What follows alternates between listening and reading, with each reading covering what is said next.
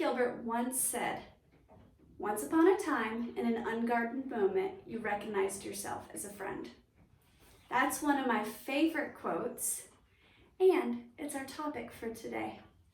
Hi everybody, my name is Samantha. Welcome back to Not Your Average Glow Up, a safe place where we come and we talk all things mental health related. If you're new here, go ahead and subscribe, join the family, leave a comment down below. Give me some feedback of what you liked, what you disliked, what you hope to see in the future. I have quite a number of other videos related to mental health, and I hope you enjoy them. If you are not new here, welcome back. I'm so glad to have you. Today, we are going to talk about befriending ourselves. Seems simple enough.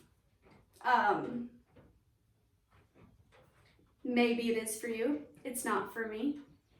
It's raining today, so if you hear any pitter-patter, we're under a tin roof in my art studio.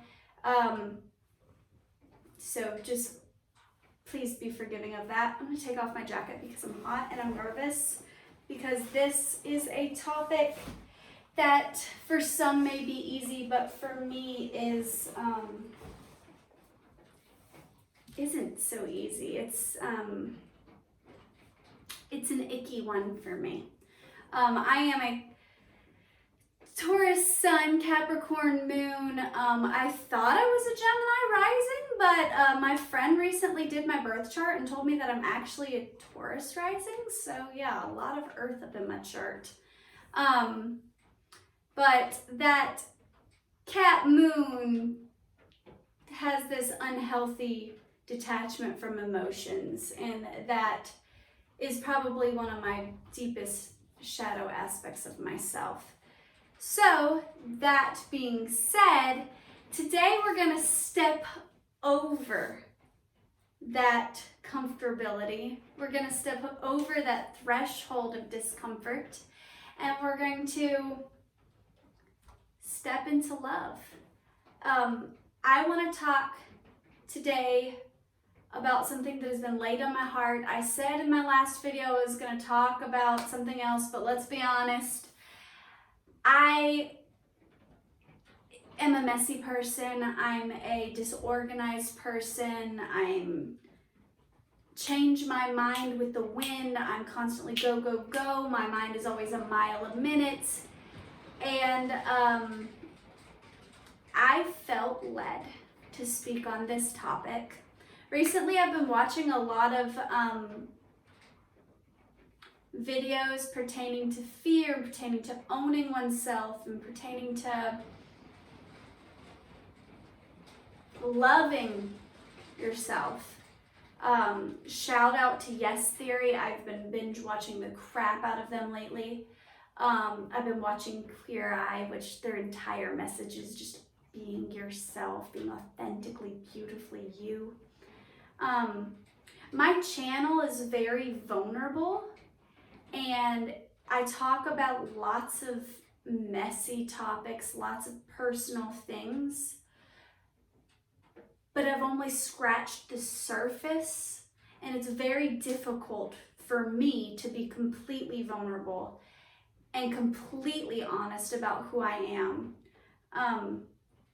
One of my biggest fears is not being accepted for who I truly am.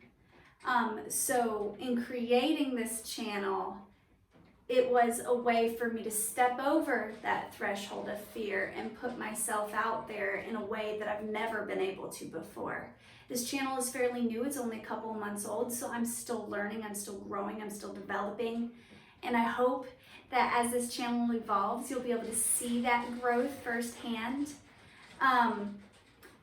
Another quote that I like, but I can't remember who wrote it, so I apologize, is, "On the other side of fear is a life worthy of living."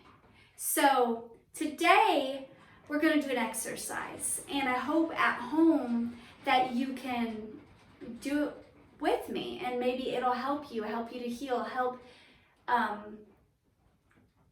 push you into that forward momentum that you need to grow and evolve as a beautiful, lighter, brighter, joy-filled, happier person.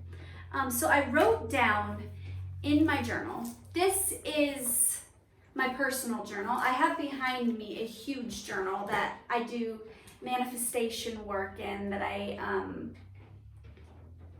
it's more personal. I probably won't ever share what's in that. But this is a journal where I write down my thoughts, and I recently got it. It's beautiful. I love it.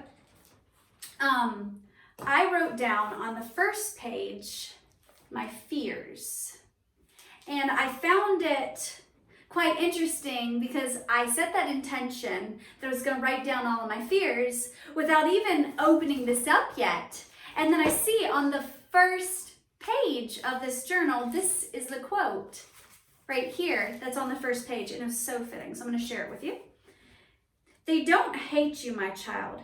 They hate what you are meant to become, is the first quote in here.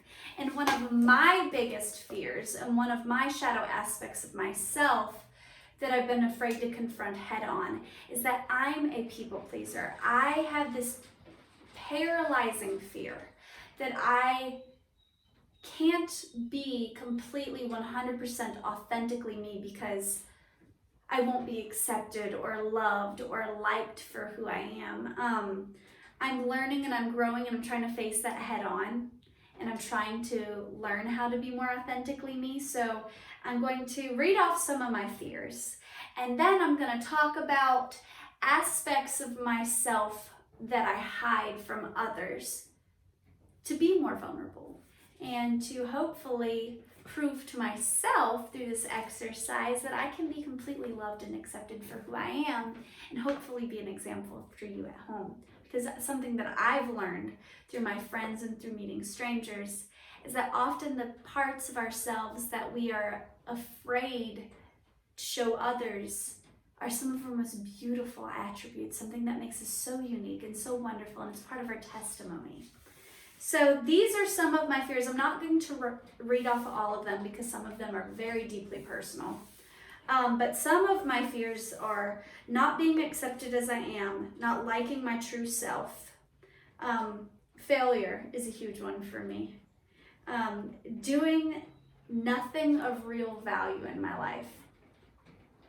For me, that means I've always been afraid of dying or coming to a place where I know I'm gonna die, and not having adventured out into the world, not having changed the world for the better, not having made an impact, made a positive change on this world. I feel called, if you believe in numerology, I'm a life path 3. So I'm called to make an impact on this world. But I have, in my 29 years of living, I have lived a life of fear-based decisions. I have been afraid of failure, afraid of change, afraid of not being accepted for who I am, afraid of not being loved for who I am. And because of that, I've made so many fear-based decisions that have led me to where I am today. But something that I've learned is, even though I made those fear-based decisions, and even though I could have chosen a different path, the Lord, God, Goddess, nature, the universe, whatever you believe in, my ancestors, my spirit guides, they have met me exactly where I am, and they have loved me, and they've showed me guidance exactly where I am, that even though I quote unquote may have made mistakes, I'm still loved in that place that I view as icky or uncomfortable, and that's so beautiful to me. One of them that I have written down is forever living a fear-based life. I just shared a minute ago that that's something that I've done. I'm 29 now, and that's something that I've done up until now. Death, it's not necessarily that I'm afraid of death. I'm not 100% sure what I believe happens when you die. I live in the Bible Belt, and that's a controversial topic. I was taught to believe in heaven and hell. I was raised in a Christian home. My mom is a children's pastor. I take a lot of those ideologies along with me in my spiritual practice. But something that I've not been completely transparent about, especially in my community, is that I don't completely subscribe to the Christian faith. I believe in Jesus and I believe in God. But I don't know if that's 110% what I believe in. I respect it. I actually respect all religions. I think that they're beautiful and I think they give people hope. But my belief system is more along the line of just spirituality as a whole. That's something that I've never been transparent about, and this is the first time I think I've ever actually said that to anyone that wasn't my absolute best friend. This is a deep one. A loss of loved ones. Being trapped in an unhealthy or unhappy marriage is a huge fear of mine. Heights is a huge fear of mine. Change, being ordinary, which is so ironic because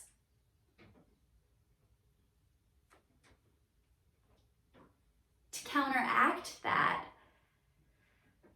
I've also been afraid to be accepted as I am. I don't want to be ordinary, and I have a fear of being ordinary and not standing out, not whatever. But because of that fear of not being accepted, I've changed who I am. I've adjusted the way I speak. I've adjusted the way I dress. I'm slowly starting to get back to myself. But when I was in middle school and in high school, I had a very flamboyant way of dressing. I've always been attracted to vintage clothing. I'm currently wearing a men's shirt that I've cropped off. I've always enjoyed mixing patterns and dressing very eccentrically. And living in a more conservative household, and I love my mom and she's sweet and her intentions were good. But she always would be like, what on earth are you wearing, Samantha Amber? Like, what is this outfit? Go change. This is, oof, girl. You look like a clown. It looks very costumey. It looks whatever. And so I've always found myself editing myself. Very quickly when I was going into puberty, growing up, and you start to get hormones and you start to be attracted to men and women and what have you, I started to learn very quickly that I was equally attracted to both men and women. But because I grew up in the Bible Belt, I viewed myself as icky or dirty or sinful or even at times demon possessed or what have you. So I wouldn't allow myself to experience those experiences. I wouldn't allow myself. I suppressed those emotions that I felt. So I tried very hard to fit in. I tried very hard to be normal. That's all I ever said that I wanted to be. I just want to be normal. I'm tired of feeling crazy. I'm tired of feeling weird or different or sinful or gross. I just want to be normal. But what is normal? And ironically, because I did that so much in my youth, I developed this fear of becoming ordinary. I'm like, what have I done to myself? I wasn't created to be normal. What is normal? The universe, God created us to be individuals, created us to be different and unique and expressive, and He gave us gifts and things and passions to be used to make a positive impact on this world. And here I am trying to put myself in a box. So now I have this petrolizing fear that I'm not going to make a positive impact on the world and I'm just going to be ordinary. That's a very vulnerable fear of mine. I've always been afraid of hurting others. I've lived my life trying to please those around me. I didn't want to disappoint my parents. I didn't want to disappoint my teachers. I didn't want to disappoint my peers. Growing up, I always felt indifferent. I always felt othered. I always felt like I didn't belong. So it was really difficult to find myself, and I'm still at a journey of finding myself. I used to have nightmares growing up. I actually had this one that was repetitive, where I would be walking up to this big mansion, and I would go inside, and there was a staircase, and it went like this. Beautiful house, beautiful mansion. It was empty, it was vacant, but it was well preserved. It had a big chandelier and hardwood floors, and there'd be this staircase that started as one and then divided as two and went up. And I always went to the stairs on the right. And then I would go up the stairs and I'd go into a bedroom. And inside the bedroom was a closet, and I'd go to inside the closet, push over some old coats, and then there'd be another door. And then I'd go through that door. And then I would be led down a long hallway, and I'd always go to the door on the very end of the hallway. And then that door would open up into a beautiful ballroom, but it was empty. The only thing in this ballroom with these white walls and beautiful dark hardwood floors was a fireplace. And on top of the fireplace was a beautiful, humongous mirror. And I would climb on top of the mantle, and I would look into the mirror, and then I'd fall through every time. And then I wake up, my heart beating out of my chest. And it took me so many years, so many meditations, so much analyzing and journaling to figure out that the fear was, I was afraid of my reflection. I was afraid of that inner person. That's my biggest fear, is that I would get to know the real me, the inner me, and that I wouldn't like her, that I wouldn't be able to accept her and love her. And that's been the hardest part, my spiritual practice. I work, and this is something I haven't been quite vulnerable with everybody. I work with tarot cards regularly. I do a little bit of candle work. I'm constantly burning incense. I do a lot of manifestation work. I've said before that I love plants. Something that I sometimes do in my spiritual practice is I'll set an intention with myself, something that I'm trying to grow, and then I might plant a new plant, and as that plant grows, I picture whatever I set an intention for growing. It's helped me. It's not for everyone, but that's something that I've been doing. It's something that I've been afraid to do, that I felt called to do for quite some time, is confront that part of me that I've been so afraid to confront. So that's what this entire video is about.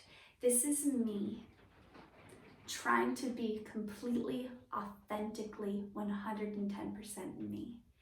This whole channel is about sharing the parts of me that I've been petrified to share.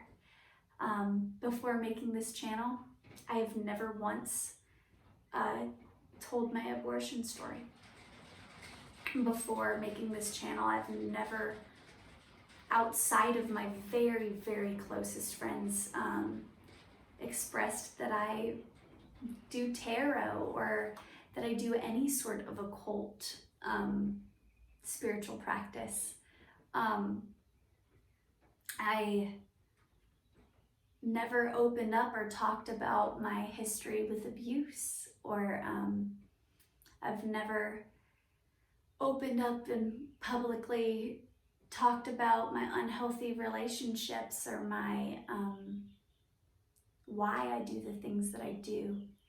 I've always been afraid that if I opened up about those things that I would hurt somebody or that I wouldn't be accepted or loved. But this is a year for me of stepping over that threshold of fear and being completely, authentically me. So I've set the intention that every video to just peel off another layer and to show myself more authentically, more beautifully, more wonderfully me, and prove to myself that I am loved, that I am worthy, that I am accepted, and that I am completely safe to be me. So I'm going to do a small ritual that I'm going to share with you. I wrote down my fears as I've read before. Now I've already lit some incense. I've already meditated and cleared my mind. I've already reflected on these fears. I have saged this place and made it sacred. I have honored the elements. I have asked my spirit guides and angels and ancestors and God to participate in this with me. I've lit a candle. I wrote down my fears. And now I ask the universe, ask God, ask whatever you believe in to help me release. Help me to get to a place where these don't define me, where I can step over that threshold of fear. And I watch as they burn. I'm gonna let this burn. I have a tray. I'm going to let this completely burn and give thanks and give honor and be proud of myself for doing so. And I'm gonna say goodbye. And I hope that this helped. I hope this inspired you. I hope that this made you want to step over that threshold of fear. And I hope you have a wonderful day. Thank you.